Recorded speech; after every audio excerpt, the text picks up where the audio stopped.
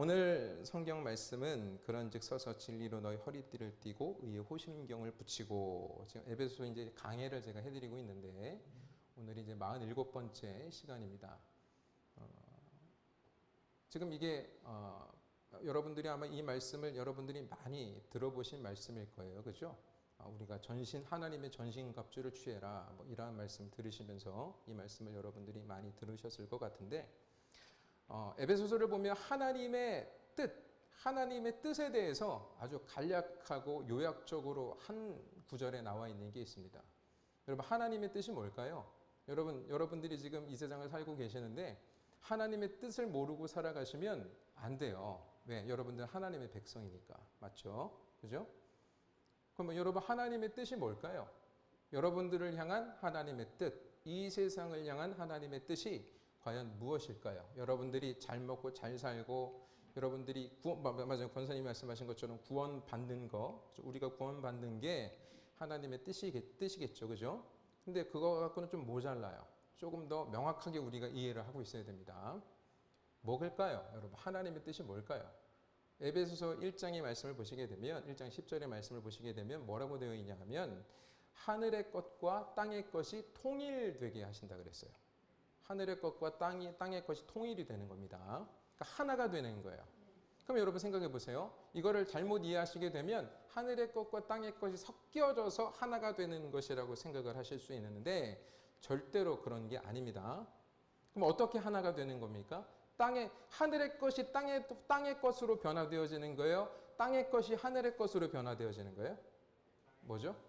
땅의 것이 하늘의 것으로 변화되어지는 게 맞죠. 그죠? 왜냐하면 이 세상, 이 땅은 지금 누구의 권세 아래 있습니까?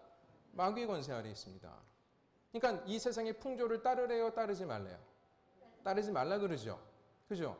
근데 우리는 어떻게 살아가고 있습니까? 지금 이 세상의 풍조를 따라가고 있단 말입니다. 그렇죠? 그죠?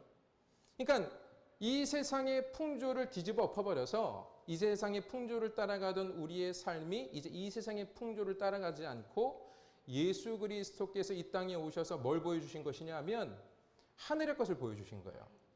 예수님께서 이 땅에 오셔서 공생애를 사시지 않았습니까? 인생을 33년이라는 인간의 삶을 사시지 않았습니까? 그런데 그 예수님의 33년이라는 삶이 뭐냐 하면 하늘의 것을 세상의 땅의 것으로 보여주시는 거예요. 그래서 이 예수님의 인생을 한 단어로 요약하면 그게 뭐였죠? 사랑이란 말입니다. 그리고 십자가로 요약되어질 수 있는 것입니다. 그러니까 사랑과 십자가는 같은 개념이에요. 그죠? 왜냐하면 십자가는 자기의 유익을 구하지 않고 다른 사람들을 섬기기 위하여 자기 자신을 내어주신 것이 무엇이었습니까? 예수님의 사랑이었고 예수님의 십자가였단 말입니다. 그렇죠? 그러면서 예수님께서 우리에게 무엇을 말씀하셨어요? 너희들이 나를 따라오고 싶니? 그러면 어떻게 해야 된다라고 말씀하셨어요? 나를 따라오려거든 자기를 부인하고, 그러니까 여기서 말하는 그 자기 부인이라는 게 어떠한 내 자신을 말하는 것일까요? 세상의 풍조를 따르던 나. 그죠? 좀 더 세밀하게 말씀을 드리면, 예수님의 말씀을 그대로 인용해서 말씀을 드리면 마귀의 세간노릇 하던 나. 그 나를 버리고 십자가를 지고 따라오라는 거예요. 너에게 주어진 십자가를 지고 따라와야 너희들이 나를 따라올 수 있어, 이렇게 말씀하신 거란 말입니다. 그럼 여러분 한번 보십시오. 우리가 지금 어떻게 살아가고 있는지 내 자신을 돌아봐야 됩니다. 이 앞에 서 있는 목사부터 자신을 돌아보면 참 부족한 게 많고, 그러니까 여러분들이 좀 이런 제가 드리는 설교들을 이제 들으시게 되면 그런 얘기를 저는 자주 들어요. 목사님 설교가 너무 세요, 그래요. 근데 센 게 아니에요. 진리를 말씀드리는 겁니다. 진리를 말씀드리는 거예요. 여러분 다 구원 받으셨죠? 받으셨죠? 그러면 그 구원 받은 증상이 나타나야 돼요. 구원을 받으면 어떤 증상이 나타나야 될까요? 나 예수 믿고 구원 받았어. 기뻐. 할렐루야. 맞아요. 그렇게 나타날 수 있습니다. 그런데 구원이라는 것을 여러분들이 받게 되면 반드시 일어나야 할 일들이 있는데, 그게 바로 뭐냐 하면 우리의 방향이 바뀌는 거예요. 삶의 가치가 바뀌는 거예요. 삶의 태도가 바뀌는 거예요. 아까 말씀드린 대로 세상의 풍조를 따르던 내가, 그러니까 세상의 풍조는 뭐냐면 이 세상의 그냥 일반적인 현상이에요. 사람이 응애응애하고 태어나서 다 어떻게 살아갑니까? 다 어떻게 살아가죠? 자기밖에 모르고 살아가죠? 다 자기중심적으로 살아가요. 자기중심적으로 살아가는데 그 자기중심적인 삶의 영역이 조금 확장된 걸 뭐라고 얘기해요? 가족이라고 한단 말입니다. 그러니까 예수님께서 우리에게 뭐라고 말씀하세요? 너희 부모와 형제와 자매와 또 너희들의 뭐 토지 뭐 이런 것을 다 버려라 이런단 말이에요. 다 버려라. 그러면 뭐라고 말씀하셨어요? 뭐라고 말씀하셨어요? 100배나 더 받을 것이다 이렇게 말씀하셨단 말이에요. 다 까먹으시는 분들도 있고 우리 성도님들 중에도. 예? 근데 이거 잊어버리시면 안 돼요. 이게 되게 중요한 것입니다. 자, 버렸는데 부모를 버릴 수 있어요, 여러분? 주님께서 여러분들 보고 부모 버리라는 이야기예요? 자식들 버리라는 이야기예요? 아니에요. 이건 뭘 이야기하냐면 자기 자아의 영역을 깨트려 버리라는 이야기입니다. 나라는 존재를 버리라는 이야기예요. 그러니까 우리는 다 어떻게 살아요, 지금? 다 나 중심적이고 내 가족 중심적이잖아요. 조금 더 영역을 좀 확장하면 좀 뭐 어디에 좀 자기가 뭔가 좀 누군가를 좀 섬기고 교회에서 봉사활동하는 정도 수준으로 가잖아요. 근데 지금 우리 주님께서 우리에게 요구하시는 건 그게 아니란 말이에요. 그러니까 내가 만약에 부모를 버린다는 건 뭐냐 하면 내 부모, 내 자식 이게 아니라 하나님께서 나에게 붙여주신 모든 분들이 나의 부모가 되고 하나님께서 나에게 붙여주신 아이들이 다 나의 자녀가 되는 것을 말하는 거예요. 그게 바로 뭐냐 하면 버리라는 이야기예요. 나의 자아의 영역을 깨트려 버려야 하나님의 나라가 이루어지는 거예요. 그러니까 많은 사람들이 착각하는 게 천국 가면 다 어떻게 생각하세요? 여러분 천국 가면 어떻게 될 것 같아요? 천국 가면 여러분들 각자 집이 다 있고 천국 가면 저기 김태훈 목사는 이 땅에서 별로 그냥 하나님 앞에 별로 제대로 하지 않아서 그냥 너는 여기 그냥 초가집 같은 데 살고 우리 권난순 권사님은 열심히 하나님 잘 섬겨가지고 그냥 뭐 수천 평대에 아주 그냥 호화로운 집에서 살고 혹시 여러분 그렇게 생각하고 계십니까? 여러분 그게 마귀의 가치관이라니까요. 하나님의 나라 가면 어떻게 될 것 같습니까? 다 똑같아요. 왜? 다 하나니까. 다 하나님 안에 하나니까. 그러니까 하늘의 가치관은 하나예요. 통일이란 말이에요. 하나됨이란 말입니다. 하늘의 가치관은. 땅의 가치관은 뭐죠? 계속 쪼개는 거예요. 너와 나를 쪼개는 거란 말입니다. 그러니까 이 세상의 풍조가 지금 뭐예요? 계속 쪼개죠. 계속 분리되죠. 교회도 분리돼요. 교단도 분리돼요. 네? 가족도 분리돼요. 그러니까 성령 충만이 이루어지게 되면 우리 안에 일어나는 일이 뭐냐 하면 하늘의 것과 땅의 것이 통일이 되는 거예요. 하늘의 것으로 땅의 것이 어떻게 돼요? 변화되어지는 거예요. 그게 성령 충만이에요. 근데 그것을 성경에서 뭐라고 말씀하고 있냐 하면 섬김이라는 것으로 간략하게 이야기하고 있는 거예요. 그래서 그 섬김을 이야기하면서 성령 충만에 관해서 이야기하시면서 성경에서 뭐라고 얘기하셨어요? 가족에 대해서 얘기했죠. 남편과 아내 그리고 부모와 자식 그 관계 속에서 다 공통점은 뭐냐 하면 서로가 서로를 주장하고 서로가 서로의 어떤 자기의 어떤 주장을 펼치는 게 아니라 서로가 서로 뭐 하라 그래요? 복종하고 섬기라 그런단 말이에요. 사랑해 주라는 이야기예요. 그리고 종과 주인의 관계 속에서도 어떻게 하라는 것입니까? 섬겨주라는 거예요. 내가 주인이기 때문에 우월하게 군림하는 존재로 다른 사람들을 억압하고 그 사람들의 등골을 빼먹는 존재로 살라는 것이 아니라 나의 종이지만 그 종도 섬겨주라는 거예요. 그러니까 하나님의 나라에 통용되어지는 단어는 뭐냐 하면 사랑, 헌신, 섬김이라는 것이죠. 그게 성령 충만이라는 거예요. 그러니까 여러분 성령 충만을 여러분들이 오해하시는 게 뭐예요? 성령 충만하면 방언하고 뭐 입신하고 이런 거 생각하셨는데 여러분 그 성령 충만이 아니에요. 그거는 성령 충만의 본질이 아니에요. 그거는 성령 충만의 본질은 뭐냐 하면 내 자신이 버려지는 거예요. 내 자신이 포기되어지는 거예요. 내 자신을 하나님께 산제사로 드려지게 되는 거예요. 그게 성령 충만이란 말입니다. 그러니까 예수님께서 십자가를 통해서 보여주신 것, 하늘의 가치를 보여주신 것이 바로 뭐냐 하면 십자가였던 거예요. 그리고 그 예수님께서 자신을 따라오려고도 우리에게 그걸 요구하신 거예요. 너를 버려라. 그리고 너에게 주어진 그 십자가가 뭐냐 하면 희생이고 섬김이란 말이에요. 사랑이란 말입니다. 그리고 나를 따라와라. 예수님께서 그렇게 말씀하신 거란 말이에요. 그러면서 이제 예수님께서 하신 그 길에 대해서 이제 사도 바울이 증거를 하면서 뭘 얘기하냐 하면 그리스도의 능력 가운데 나가라고 말씀을 하고 있는 거예요. 그럼 그리스도의 능력이 뭡니까, 여러분? 여러분, 그리스도의 능력하면, 우리가 능력하면 맨날 이렇게 힘 막 이러고 막 뭔가 막 세상으로부터, 세상 다른 사람보다 우월해지는 걸 생각하는데, 그리스도의 능력은 뭐냐 하면 자기를 버리는 능력입니다. 십자가를 지신 능력이란 말이에요. 그죠? 그러니까 예수님께서 마지막에 어디입니까? 겟세마네 동산에서 기도하실 때 예수님이 무엇을 위해, 무엇 때문에 그렇게 막 땀이 피가 되도록 기도를 하신 거죠? 그 십자가 때문에 그렇게 하신 거예요. 예수님조차도 그 십자가를 위해서 땀이 피가 되도록 기도를 하셨단 말입니다. 그러니까 우리가 그 주님의 길을 가기 위해서 우리에게 필요한 게 뭐죠? 그런 기도예요. 근데 계속 말씀을 드립니다. 우리가 그 기도 안 한단 말입니다. 내가 사랑과 헌신, 내가 내 자신을 버리는 그 기도를 우리가 안 해요. 계속 기도하는 건 뭐죠? 그저 내 잘되게 해달라고, 이 세상 속에서, 세상의 풍조 속에서 세상이 추구하는 좋은 것들을 얻게 해달라고 기도하는 것이 우리의 기도였단 말이에요. 맞죠? 그러니까 지금 우리가 얼마나 이상한 기도만 한 겁니까?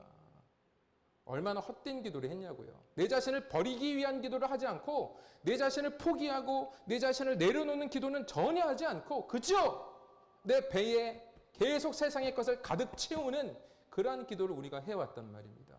그러니까 예수 그리스도의 능력이 뭐예요? 버리는 능력이에요. 그래서 그 예수 그리스도의 버리는 능력을 이야기하면서 하나님의 전신갑주를 취하라 라고 말씀하시는 거예요. 에베소서 6장 13절에 보면 지난주 말씀인데 이렇게 말씀하고 있어요. 그러므로 하나님의 전신갑주를 취하라. 이는 악한 날에 너희가 능히 대적하고 모든 일을 행한 후에 서기 위함이라. 누구를 대적해요? 마귀를 대적해요. 여러분, 우리의 적은 마귀입니다. 여러분, 마귀라는 존재를 우리가 너무 과대평가할 필요는 없지만, 그렇다고 마귀의 존재를 우리가 잊고 살면 안 돼요. 왜냐하면 마귀는 계속 우리를 관계로 우리를 넘어뜨립니다. 어떤 존재로 넘어뜨릴까요? 야, 네가 최고야. 네가 최고야. 네가 최고라니까. 다른 사람들 너하고 비교가 안 돼. 네가 최고야. 네가 대장이야. 네가 대장 노릇해. 저것들 아무것도 아니야. 그냥 네 마음대로 부려먹고 그냥 다 그냥 네가 네 마음대로 조종할 수 있어. 그러면서 계속 우리를 어떻게 해줘요? 뭐 하게 만들어요? 교만하게 만들어요. 이게 마귀의 관계입니다, 여러분. 마귀는 그래서 계속 우리를 어떻게 해요? 우리를 나 잘난 맛에 살게 만든다니까요, 이 마귀는. 그게 마귀의 관계예요, 여러분. 만약에 하나님께서, 하늘의 가치가 내가 계속 이 세상에서 잘나 보이는 것이 하늘의 가치라면, 예수님은 태어나실 때부터 어떻게 태어나셔야 됩니까? 목수로 태어나시면 안 되죠. 그죠? 목수라는 직업을 가지시면 안 되죠. 왕의, 진짜 이 세상의 왕의 자녀로 태어나서 왕자가 되셨어야죠. 석가모니처럼. 근데 예수님은 어떤 모습으로 오셨어요? 지극히 낮은 자. 사도 바울은 아예 뭐라고 얘기합니까? 종의 형체를 가지고 오셨다 그랬단 말이에요. 예수님이 종의 형체를 가지고 오셨어요.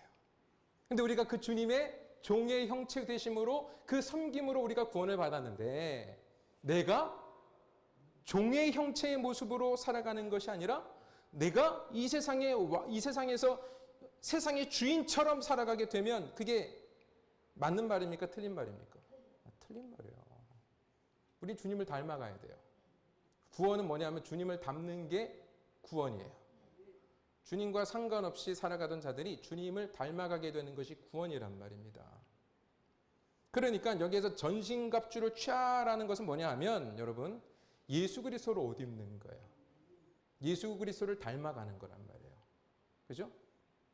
그래서 이제 이 전신갑주를 취하라고 말씀하시고, 이것을 좀 더 디테일하게, 좀 세부적으로 자세하게 이제 말씀이 진행되는 거죠. 그러면서 오늘 본문 말씀에 그런즉 서서 진리로 너희 허리띠를 띠고 의의 호심경을 붙이고 라고 말씀을 하고 있습니다. 오늘은 진리에 대해서만 이야기를 할 거예요. 진리. 그럼 여러분, 진리가 뭡니까? 진리. 진리로 허리띠를 떼어라 그랬어요. 자, 진리로 허리띠를 띠래요. 그러면 이 허리띠가 뭐죠, 여러분? 허리띠. 당시 이스라엘 사람들은 치마 같은 옷을 입었습니다. 그래서 전쟁터에, 그러니까 일반적인 옷이 다 치마 같은 옷이에요. 그냥 훌렁훌렁. 영화 보셨죠? 그냥 한 벌로 돼가지고 이렇게 출렁출렁거리는 옷. 그래서 이 사람들이 만약에 전쟁터에 나가서 전쟁을 하거나 어떤 활동적인 활동을 할 때는 반드시 뭘 해야 되냐 하면 허리띠로 옷을 졸라매야 됩니다. 그래야 활동을 쉽게 할 수 있었어요. 그래서 이 허리띠라는 것은 굉장히 중요한 역할을 했던 것입니다. 그런데 여기 보시게 되면 진리로 허리띠를 띠라고 말씀을 하고 있어요. 그럼 여러분 진리가 뭔지 아십니까? 여러분 진리? 여러분 진리 가운데 계십니까? 그러니까 진리가 있으면 뭐가 있어요? 거짓이 있죠. 그럼 여러분들은 지금 진리 가운데 있는 것 같습니까? 거짓 가운데 있는 것 같습니까? 일단은 진리 가운데 있다고 버티시기 바래요. 그죠? 진리 가운데 있어야 구원이니까. 그죠? 근데 한번 확인해 보자고요. 여러분들이 지금 진리 가운데 계신지 거짓 가운데 계신지. 성경은 계속 그 얘기를 합니다. 흑과 백을 이야기하는 거예요. 하나님께 구원받은 자, 하나님께 구원받지 못한 자. 하나님께 속한 자, 마귀에게 속한 자. 그죠? 그럼 여러분들은 성경을 통해서 무엇을 깨달아야 되냐면 이 세상에 살아가는 우리의 모습 속에 하나님의 자녀들은 어떠한 모습으로 살아가야 하는 것이며 마귀의 자녀들은 어떠한 모습으로 살아가게 되는지를 여러분들이 분별하셔야 돼요. 그래서 나는 어디에 속해 있는지를 여러분들이 스스로 점검하실 수 있어야 돼요. 이게 무슨 말씀인지 아시겠죠? 근데 아예 그걸 점검하지 못하는 사람들은 어떻게 살아갈 확률이 높아요? 마귀에 속해 있는 자로 살아갈 확률이 되게 높겠죠. 그죠? 그죠? 자, 그러면 진리라는 것이 무엇일까? 진리. 자, 지금 이제 허리띠가 나왔으니까 이 허리띠에 관한 이야기를 좀 더 자세하게 좀 한번 살펴보도록 하겠습니다. 자, 허리띠 하면 이제 뭐가 나오냐 하면 누가복음 12장 35절에 보시게 되면 이렇게 말씀하고 있어요. 허리에 띠를 띠고 등불을 켜고 서 있으라. 그죠? 허리에 띠를 띠고 등불을 켜고 서 있으라. 그러면서 36절 너희는 마치 그 주인이 혼인집에서 돌아와 문을 두드리면 곧 열어주려고 기다리는 사람과 같이 되라. 뭐라고 말씀하고 있어요? 주인이 혼인집에서 돌아올 때 뭐 하라고요? 문을 열어주려고 기다리는 사람과 같이 되라 그러죠. 이게 뭔 얘기예요? 그러니까 허리에 띠를 띠고 등불을 켜고 서 있는 사람은 지금 누구 생각하고 있는 거죠? 주인 생각하고 있는 거잖아요. 주인 생각하는 거예요. 그죠? 그러니까 주인 생각하는 사람은 지금 뭐 하고 있어요? 주인의 문을 열어주려고 기다리고 있는 거죠. 그래서 37절에 보시게 되면 주인이 와서 깨어있는 것을 보면 그 종들은 복이 있으리로다. 그죠? 주인 생각을 하는 거예요. 근데 내가 엉뚱한 주인 생각하면 돼요, 안 돼요? 내 주인은 이분이야. 그죠? 근데 그 주인을 내가 분별할 수 있는 능력은 어디에 있어요? 그 주인을 증거하신 대로 내가 이해해야 내가 그 주인을 섬기는 종이죠. 이해가 되세요? 자, 만약에 예를 든다면, 자, 내가 영일 형제님의 종이야. 예? 근데 영일 형제님이, 야, 나는 이러이러한 사람이야. 나는, 연천 군청에, 내가 연천 군수고, 뭐 이제 이렇게 얘기를 하셨다고 쳐요. 그죠? 근데 내가 이분을 이해할 때, 영일 형제를 이해할 때, 저분은 강남구청장이야. 이렇게 이해를 해요. 그러면 이게 맞는 거예요? 틀린 거예요? 내가 계속 우기면 돼요? 안 돼요? 우기면 안 되죠? 안 되죠? 오늘날 우리가 하나님을 그렇게 믿고 있어요. 하나님은 이 말씀을 통해서 나는 여호와다, 나는 스스로 있는 자다, 나는 이러이러한 자다, 예수 그리스도가 이 땅 가운데 오셔서 하나님이 어떠한 분인지를 실제로 증거하셔서 나는 헌신이고 종처럼 섬기는 자고 이 세상을 통치하고 다스리는 것은 내가 다른 사람들을 우월하게 막 압도하면서 그들을 누르면서 통치하는 것이 아니라 나는 내 자신을 내어주며 너희들을 통치하는 왕이다라고 분명하게 우리에게 말씀을 해주셨는데 우리는 그 하나님을 어떻게 이해하냐 하면 그냥 나에게 세상의 복을 막 쏟아 부어주시고 내가 하는 일들이 다 형통하게 되고 나를 부자로 만들어주고 내가 이 세상에서 잘 되도록 만들어주는 그러한 존재로 하나님을 이해한단 말입니다. 물론 하나님이 그렇게 하시기도 하십니다. 완전히 그걸 부정하는 것은 아니에요. 근데 본질은 아니라는 거예요.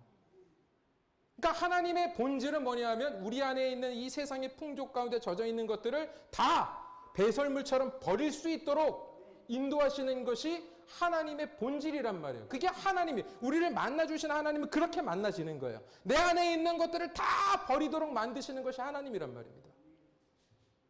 이해되세요? 그러니까 사도 바울이 이 세상의 것 다 가졌던 사도 바울이 뭐라고 얘기했어요? 이 세상의 것, 자기가 가지고 있던 이 세상의 것을 뭐로 여겼어요? 배설물로, 똥으로 여겼단 말이에요. 그만큼 가치 없는 것으로 여겼단 말입니다. 그러니까 예수님을 만나게 되면, 하나님을 우리가 온전히 믿게 되면 우리 안에 어떤 변화가 일어나요? 이 세상의 것에 우리의 가치를 두지 않는 거예요. 그래서 지난주에도 한번 인용을 드렸습니다만 이사야서 말씀에 심지가 견고한 자, 그죠? 하나님께서 심지가 견고한 자를 사랑하신다고 말씀하셨단 말이에요. 그 심지가 견고하다는 게 뭐라 그랬어요? 심지가 견고하다는 게 뭐예요? 목적이 분명한 사람. 심지라는 말 자체가 원어의 뜻이 뭐냐 하면 목적, 목표라는 뜻입니다. 그러니까 하나님의 나라에게 온전하게 화살을 쏘는 존재, 하나님의 나라가 정확하게 뭔지를 알고 그 목적을 향해 가는 존재를 뭐라고 얘기하냐면 심지가 견고한 자라는 거예요. 근데 그게 바로 뭐라고요? 이 세상 속에서 세상의 풍조를 따르던 나를 버리는 것이 바로 뭐냐 하면 심지가 견고한 자의 삶이라는 거예요. 그러니까 지금 이 누가복음 12장 35절에 나와 있는 이 사람이 지금 주인 생각만 하고 있는 것이고, 그래서 그 주인을 알아보는 것이고, 문을 열어주는 것이고, 그래서 이 주인이 와서 그 깨어있는 종을 보고 어떻게 합니까? 복이 있으리로다 하고 복을 주는 거예요. 베드로전서 1장 13절의 말씀을 보시게 되면 또 이렇게 말씀합니다. 그러므로 너희 마음의 허리띠를 동이고 근신하여 예수 그리스도에 나타나실 때에 너희에게 가져올 은혜를 온전히 바랄지어다. 이렇게 말씀하고 있어요. 여기 보시게 되면 마음의 허리를 동이고 이렇게 말씀하고 있죠. 그러니까 아까 말씀드린 대로 진리로 허리띠를 띠라는 이야기가 무슨 뜻이에요? 진리는 무엇과 연관되어 있어요? 마음과 연관되어 있는 거예요. 진리로 허리띠를 띠라 그랬는데 여기 베드로전서 1장 13절에서는 마음의 허리를 동이고 라고 말씀하고 있단 말이에요. 그죠? 여러분들의 마음이 뭔지 아세요, 여러분? 마음.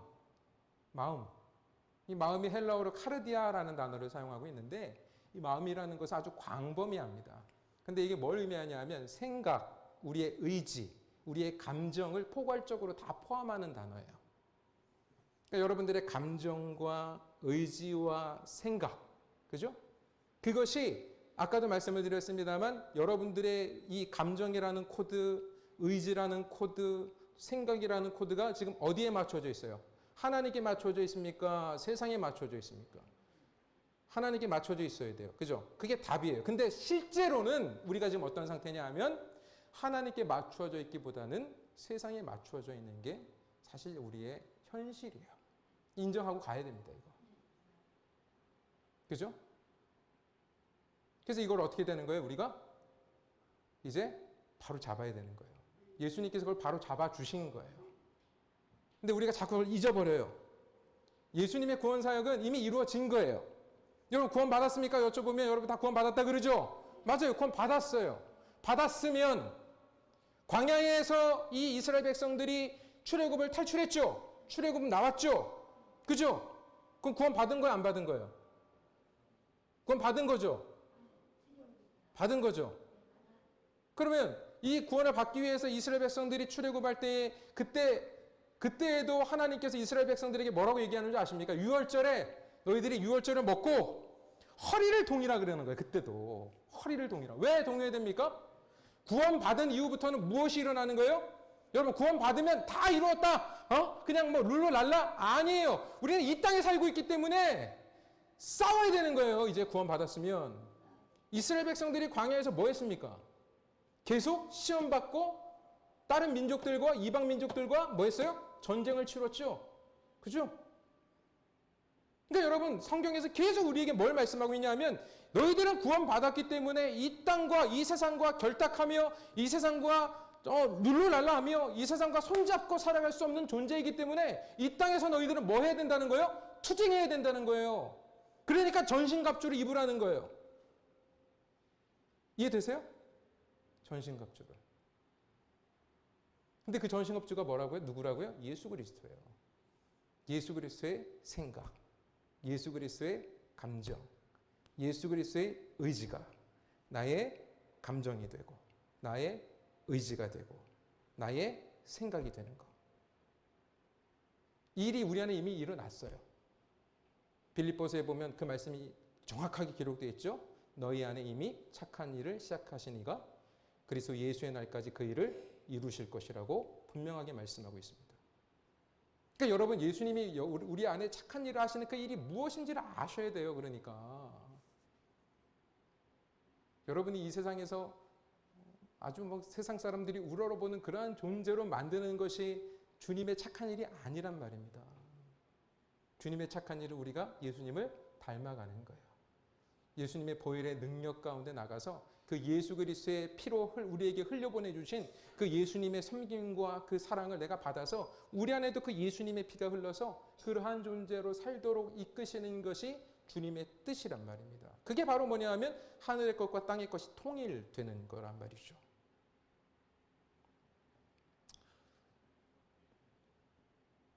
그래서 여러분 성경에 보시게 되면 우리 예전에 설교를 드렸습니다만 이런 말씀 있잖아요. 이 산을 들어 너희들에게 믿음이 있으면 이 산을 들어 바다에 던지리라 하면 그대로 되리라. 여러분 이 말씀 어떻게 받아들였어요? 나에게 큰 믿음이 있어서 기적이 일어나서 불가능한 기적이 내 삶 속에 일어나기를 원하는 그러한 말씀으로 여러분들이 이 말씀 받아들였을 거예요. 근데 시간이 없으니까 그냥 결론적으로 이야기하면 이 말씀은 그런 말씀이 아니에요. 산이라는 것은요, 율법을 상징합니다. 율법 체계 속에서 율법의 삶을 살았던 그 당시의 유대인들을 산이라고 하는 거예요. 그러니까 산을 들어 바다에 던진다는 건 무슨 뜻이냐면 내 자신이 산인 거예요. 여러분들이 산인 거예요. 저와 여러분들이 산인 거예요. 그러니까 내 자신을 버리는 것에 관한 말씀인 거예요. 나라는 산을 바다에 던지게 될 때 그걸 가지고 너희들이 기도하면 그게 된다는 거예요. 근데 여러분 그게 쉽지 않아요. 그러니까 기도하고 그것을 믿음으로 취하라는 거예요. 믿음은 바라는 것들의 실상이고 보이지 않는 것의 증거잖아요. 여러분 내 자신을 버리는 것을 여러분들의 믿음으로 받아들인 적이 있나요? 여러분들이 바라는 실상으로 내 자신을 버리는 것이 여러분들이 바라는 실상이었던 적이 있나요? 내 자신을 내려놓는 것, 내 자신을 죽이는 것이 여러분들이 믿음으로 바라보는 증거였던 적이 있나요? 없었을 거예요. 없었을 거예요. 나라는 존재가 부인되어지는 것이 내 믿음과 연결되어졌던 적이 있나요? 여러분 우리가 믿음을 가졌던 걸 한번 확인해 보자고요. 여러분들이 믿음이라는 것을 여러분들의 삶 속에 그 믿음이라는 걸 끄집어낼 때마다 그 믿음은 늘 어떤 것이었죠?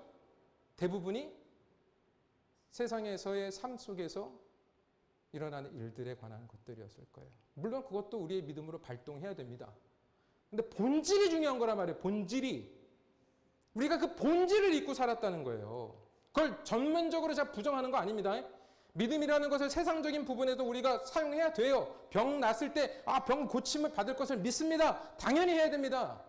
어떤 일이 안 풀릴 때, 사업이 안 풀릴 때 하나님 이 믿음으로 이거 잘 풀릴 수 있도록 기도합니다. 해야 돼요. 합니다. 해야 돼요. 그런데 문제는 뭐냐 하면 정말로 우리의 믿음을 적용해야 될 부분은 바로 무엇이냐 하면 우리의 생명과 연관되어져 있는 부분에 이 믿음을 사용해야죠. 세상과 결탁되어 마귀의 새가 노릇하던 내가 이제 예수 그리스도의 피로 예수님과 하나 되어 예수님을 닮아가는 존재로 내가 변하게 될 줄 믿습니다라고 여러분들이 고백하셔야 된다는 거예요. 우리는 흔히 예수 그리스도, 예수님이 아니라 사도 바울이나 베드로도 넘사벽이에요. 넘지 못할 산으로 봐요. 그죠? 성경에 나오는 아브라함, 요셉 이러한 사람들 되게 부러워하죠. 근데 그 사람처럼 되고자 하는 어떤 열망을 가지고 나가게 될 때 가만히 보면 그 사람들이 세상 속에서 받은 축복에 관한 것들로 이 사람들, 그러니까 하나님 앞에 잘 보여서 세상의 것을 얻는 그런 축복에 관한 것으로 연결지어서 이 사람을 닮아고자 하는 거예요. 근데 그 사람들의 다 핵심적인 내용들을 한번 봐보세요. 그분들의 특징이 다 뭐죠? 자기를 버리신 거예요. 자기를 다 내려놓으신 거예요. 하나님께 은혜를 받은 축복받은 자들은 다 뭐예요? 다 자기를 내려놓는 거란 말입니다.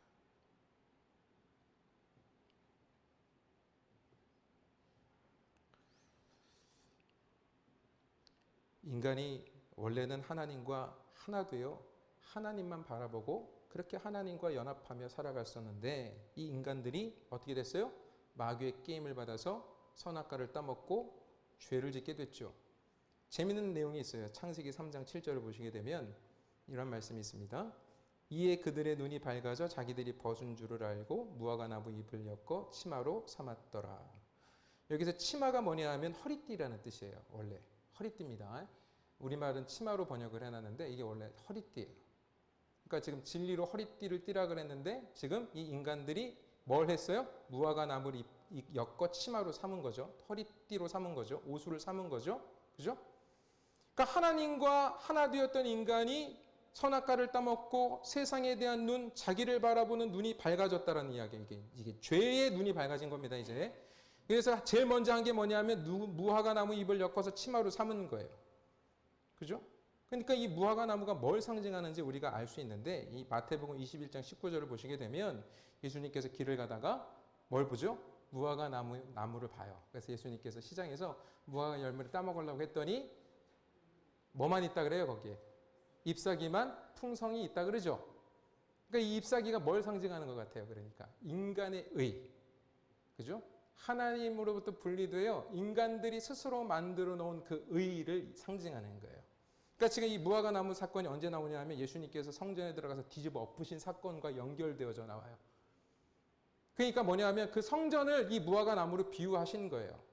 다시 말하면 그 성전은 아버지 하나님이 거하시는 집인데 그 안에 다 뭐만 있냐면 인간의 욕심과 인간의 탐욕과 인간의 정욕, 자기의 유익을 구하는 그 바리새인들과 서기관들과 그 종교 지도자들의 어떠한 그러한 그 잘못된 인간의 의리로 가득 차 있는 것, 그걸 뭐라고 얘기하냐 하면 잎사귀가 무성한 무화과 나무라고 하는 거예요. 여러분들에게는 어떻습니까? 우리가 신앙생활을 오랫동안 하신 분들도 있고 신앙생활을 얼마 안 하신 분들도 있을 수 있어요. 근데 여러분 진리에서 벗어나서 하나님을 하나님으로 섬겨야 되는데 하나님이 계시하시니까 하나님을 섬겨야 되는데 내가 하나님이 계시하신 하나님을 섬기지 않고 내가 만들어 놓은 가짜 허상의 하나님, 허상의 예수를 만들어 놓고 그 예수를 믿고 있는 존재들이 있다는 거예요. 그게 바로 뭐였냐면 유대의 종교 지도자들이었습니다. 그러니까 진짜 예수님이 나타나니까 이 사람들은 어떻게 했어요? 예수님을 죽여버린 거죠. 예수님이 만약에 바리새인들이나 종교 지도자들, 그 당시에 종교 지도자들에게 가서 너희들 참 훌륭하다. 야, 너희들 지금까지 그렇게 율법을 잘 지켰어? 인정해주고 박수 쳐주고 야 그래 이제 내가 너희들과 함께 하겠다. 막 인정해주고 예수님이 그러셨다면 아마 바리새인들이 예수님 떠받들어 줬을 거예요. 그렇죠? 떠받들어 줬을 거예요. 근데 예수님께서 어떻게 하셨어요? 어떻게 하셨어요? 그 사람들 보고 뭐라 그랬어요? 칭찬해 줄 줄 알았더니 뭐라 그랬죠? 마귀의 자식들아 그랬단 말입니다. 마귀의 자식들아. 마귀의 자식들아. 하나님을 믿었는데 왜 믿은 거죠? 그러니까 이 바리새인들은 자기의 잘됨을 위해서 믿은 거예요. 자기의 유익을 구하기 위해서 믿은 거예요. 하나님이 나의 창조주이시고 하나님이 나의 생명의 근원이시고 하나님이 나의 전부이기 때문에 하나님이 아니면 나라는 존재는 있을 수 없기 때문에 우리가 하나님을 믿어야 되는 것인데 하나님이라는 분이 없었다면 나는 존재할 수도 없고 그분이 나의 전부이기 때문에 그냥 그래서 믿는 거예요. 우리는 하나님을. 하나님이 나에게 뭔가를 해줘서 믿으면 안 돼요. 왜냐하면 우리는 하나님으로부터 나왔기 때문에 하나님과 떨어지면 나라는 생명은 존재할 수 없기 때문에 우리는 하나님을 믿는 거예요.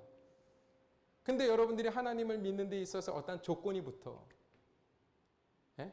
그러면 그때부터 그 믿음은 뭐 한 거예요? 이미 다 퇴색된 거예요. 가짜 믿음이 되어버리는 거예요. 그래서 요즘 여러분들에게 말씀을 드리잖아요. 하나님께서 우리에게 베풀어 주신 그 구원의 은혜에 대한 감격이 회복되어져야 된다. 요한복음 8장 44절에 보면 이렇게 말씀합니다. 너희는 너희 아비 마귀에서 났으니 너희 아비의 욕심대로 너희도 행하고자 하느니라. 그는 처음부터 살인하는 자요 진리가 그 속에 없으므로 진리에 서지 못하고 거짓을 말할 때마다 제 것으로 말하나니 이는 그가 거짓말쟁이요 거짓의 아비가 되었음이라. 자, 마귀는 어떠한 존재라고 말씀하고 있습니까? 욕심대로 행하는 자라고 말씀하고 있죠. 그죠? 욕심대로. 그러니까 우리의 마음속에 이 세상의 것을 얻고자 하는 그 욕심으로 살아가게 되면 우리는 어떠한 존재인 거예요? 마귀의 자식이라는 거죠. 근데 이 바리새인들, 이 서기관들, 이 유대의 종교 지도자들이 하나님을 믿었던 것이 왜 믿었다고요? 자기의 욕심대로 믿는 거예요. 그죠? 그래서 빌립보서 2장 5절 아까 나눈 말씀인데, 자 5절 2장 5절에서부터 11절까지 제가 읽어드릴게요. 너희 안에 이 마음을 품으라. 곧 그리스도 예수의 마음이니 그는 근본 하나님의 본체시나 하나님과 동등됨을 취할 것으로 여기지 아니하시고 오히려 자기를 비워 종의 형체를 가지사 사람들과 같이 되셨고 사람의 모양으로 나타나사 자기를 낮추시고 죽기까지 복종하셨으니 그 십자가의 죽으심이라. 이러므로 하나님이 그를 지극히 높여 모든 이름 위에 뛰어난 이름을 주사 하늘에 있는 자들과 땅에 있는 자들과 땅 아래에 있는 자들로 모두 무릎을 예수의 이름에 꿇게 하시고. 이게 뭐예요? 통일이잖아요. 아까 말씀드렸던. 그죠? 하늘의 것과 땅의 것이 통일되는 게 어떠한 것이라고요? 하늘에 있는 자들과 땅에 있는 자들과 땅 아래에 있는 자들로 모두 무릎을 꿇어. 어디에 누구에게 무릎을 꿇어요? 예수의 이름에 무릎을 꿇는 거예요. 근데 예수의 이름이 어떤 분이에요? 이 예수님이 어떤 분이라고요? 자기를 낮추시고 죽기까지 복종하시고 십자가에 죽으시고, 그죠? 자기를 비워 종의 형체를 가지시고 그 예수 앞에 무릎을 꿇는 우리가 이 세상에서 높아진 존재로 살아가면 그게 맞냐고요. 그래서 제가 지난주에 그런 제목 했잖아요. 지지난주에. 우리는 종의 모습으로 살아가야 되지만 실제 우리의 신분은 뭐라 그랬어요? 주인이에요. 왕의 자녀들이에요. 하나님의 나라, 바실레이아라는 그 나라라는 뜻이 이 바실레이아라는 단어를 사용하고 있는데 이게 왕권 국가라는 뜻입니다. 통치 국가. 그러니까 바실레이아 하나님의 통치는 섬기는 나라예요. 왕이 누굴 섬겨요? 백성을 섬기는 거예요. 그러니까 우리가 그 왕의 자녀면 우리도 어떤 존재로 사는 거예요? 이 세상을 섬기는 존재로 살아가야 되는 거예요. 그걸 뭐라고 얘기하냐면 통치라고 하는 것입니다.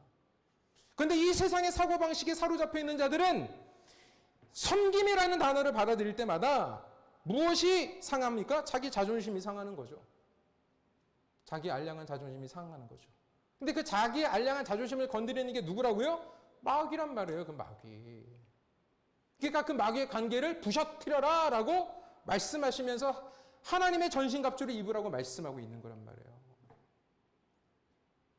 우리 모두 예수님을 닮아가는 여러분들이 되시기를 바랍니다. 말로만 구원받았어. 말로만 이루어지는 것이 아니라 우리가 실제로 종의 형체를 지니신 그 예수님의 모습이 우리의 삶 가운데 배어져 나오기를 주님의 이름으로 축원드립니다. 그렇게 될 때에 우리의 예수 그리스도를 닮아가는 우리의 모습을 통해 주님의 사랑이 우리를 통해 세상으로 흘러가게 되는 것이고, 그것을 일컬어서 뭐라고 얘기하냐 하면 전도한다, 선교한다, 봉사한다가 되는 거예요. 그게 아니라 내가 봉사해서 선교해서 전도해서 하나님의 복을 받으려고 하면 그거는 뭐 하고 있는 거예요? 마귀의 자식들의 행위를 하고 있는 거예요. 그게 바리새인들이었단 말입니다. 오직 예수님을 닮아가고자 하는 그 예수님이 나의 목적이 되는 거죠. 예수님의 그 은혜로 내가 구원을 받았으니까 그 예수님을 따라가는 거예요. 따라가면서 자연스럽게 뭐가 흘러나가는 거예요? 예수님의 사랑이 우리의 삶 속에 배어져서 있는 그 사랑이 흘러나가는 거예요. 그게 바로 뭐냐 하면 아까 말씀드린 대로 헌신이고 봉사고 선교고 전도고. 그래서 우리 옹굴 모자이크 교회 성도님들, 또 오늘 이렇게 방문해 주신 우리 성도님들 모두의 삶 속에서 정말로 하나님의 사랑과 하나님의 은혜가 우리의 몸 속에 배어져서 예수 그리스도의 형상이 우리의 삶을 통해 배어져서 그것이 흘러가서 정말로 지금 이 세상 교회가 계속 핍박받고 교회가 계속 어려움을 당하고 있는데, 우리가 정말로 예수님의 모양을 따라 예수님의 모습을 따라 우리가 그 예수님의 형상을 이 세상에 나타낸다면, 그죠? 나타낸다면 그것으로 인해서 하나님께서 영광 받으실 줄 믿습니다. 그러나 우리 성도님들이 되시기를 주님의 이름으로 축원드리겠습니다.